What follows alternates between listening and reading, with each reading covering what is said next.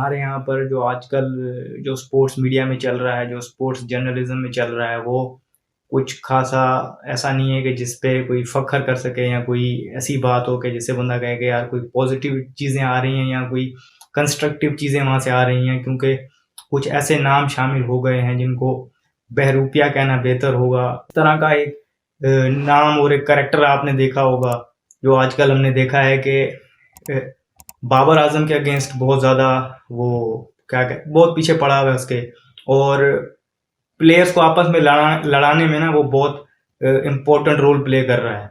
हमने देखा, मैं यहाँ बात कर रहा हूँ शुएब जट की। शुएब जट ऑन फायर वाला जो है वो, उसकी बात कर रहा हूँ मैं।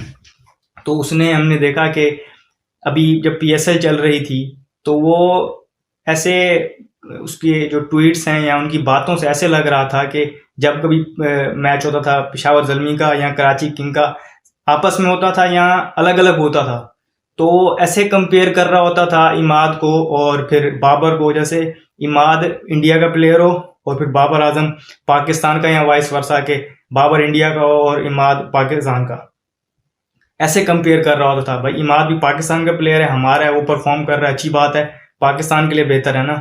और अगर बाबर परफॉर्म कर रहा है तो वो भी अच्छी बात है, आपको चले आपका फेवरेट होगा, इमाद आपका फेवरेट होगा, लेकिन बाबर भी तो पाकिस्तान के खिलाड़ी है ना, पाकिस्तान का कैप्टन है, उसका नाम है दुनिया में। अब उसकी हर चीज़ को आपने क्रिटिसाइज करना होता है। स्टार्ट में जब टॉप स्कोरर्स में नहीं था तो आपने ट्वीट्स की भरमार लगा दी कि कहाँ है नंबर 1 बैट्समैन, टॉप स्कोरर्स में नहीं है। जब फिर टॉप स्कोरर्स में आ गया तो फिर स्ट्राइक रेट का मसला है, उसके इतने स्ट्राइक रेट से क्यों खेल रहा है। फिर जब उसकी टीम पहले जब नहीं जीत रही थी तो फिर कह रहे हैं स्कोर से उसकी टीम नहीं जीत रही, जब टीम जीतने लग गई तो फिर एंड में ये बताया गया कि भाई क्या फ़ायदा हुआ, टाइटल भी नहीं जीता। और ऐसे ट्वीट्स करके एक दोनों बाबर के फैंस और इमाद के फैंस को भी आपस में लड़ा रहा था, और खुद भी एक अजीब किस्म की उसने जंग छेड़ी हुई थी। अपने जहन में उसकी एक जंग थी कि बाबर और इमाद की कोई आपस में जंग है, और कोई बाबर कोई बहुत बड़ा एंटी पाकिस्तान है और इमाद कोई बहुत बड़ा पाकिस्तान का लवर है। इस तरह की उसने अपनी जंग चलाई हुई थी, अजीब किस्म की ट्वीट्स।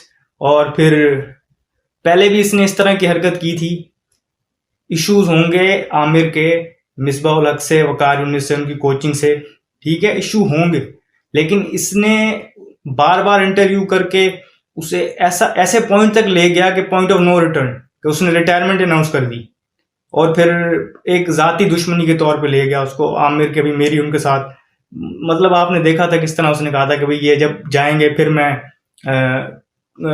रिटायरमेंट वापस लूंगा या फिर मैं क्रिकेट अपनी कंटिन्यू करूंगा। तो आपने देखा होगा पहले भी इसने ये किया था, अभी इसने ये मुहाजरा शुरू की हुई थी। अब इमाद और बाबर एक साथ खेल रहे हैं T20 में, और बहुत जल्द शायद वनडे में भी आ जाए, इमाद और बाबर के अंडर खेलेगा। तो अब इसने नई एक प्रोपेगेंडा स्टार्ट किया हुआ है कि भाई आखिरी सीरीज ही है बाबर की, एज अ कैप्टन।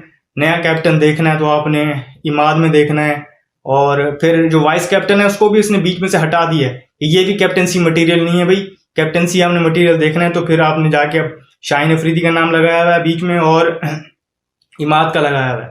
इमाद भी हमारा है, शाहीन भी हमारा है, बाबर भी हमारा है, और आमिर भी हमारा है। तो ये जो आप एजेंडे के तहत आके अपनी पर्सनल गेंस के लिए ना, जो आपने ये मशहूरी चलाई होती है इनकी राइवलरीज, या अपनी जो जहन में आपने एक जंग बनाई हुई है ना, तो पहले तो आपको शायद कोई जवाब ना देता हो इस पर, लेकिन अब हम आपको जवाब देंगे और भरपूर देंगे। शुक्रिया, अल्लाह हाफिज़।